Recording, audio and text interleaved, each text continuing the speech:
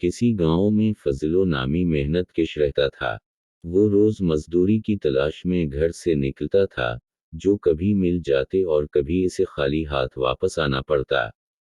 उसकी आमदनी का कोई मुस्तकिल जरिया नहीं था। दिन भर मेहनत मुश्क के बाद इसे जो अजरत मिलती, वो उसके अहल खाना का पेट पालने में ही सिर्फ हो जाती, जिसके बाद फिर खाली हाथ होता। इसी तरह वक्त गुजरता रहा और उसके बच्चे बड़े होते गए।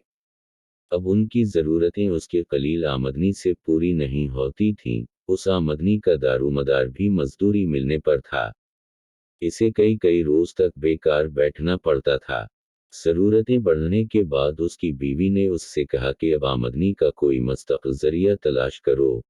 बच्चे बड़े हो रहे हैं, उनकी तालीम और दीगर ज़रूरतों के लिए भी पैसे की ज़रूरत पड़ेगी।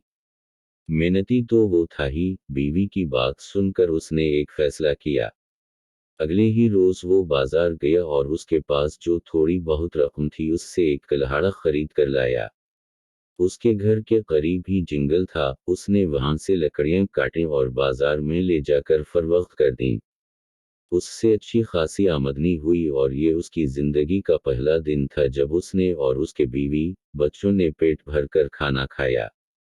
लकड़ियां काटने का काम उसका मुस्तकिल रोजगार का जरिया बन गया और उससे हासिल होने वाली आमदनी से घरेलू हालात बेहतर होने लगे। वो रोज कोशिश करता कि ज्यादा से ज्यादा लकड़ियां काटे ताकि उनकी फरोख्त से ज्यादा पैसे आएं।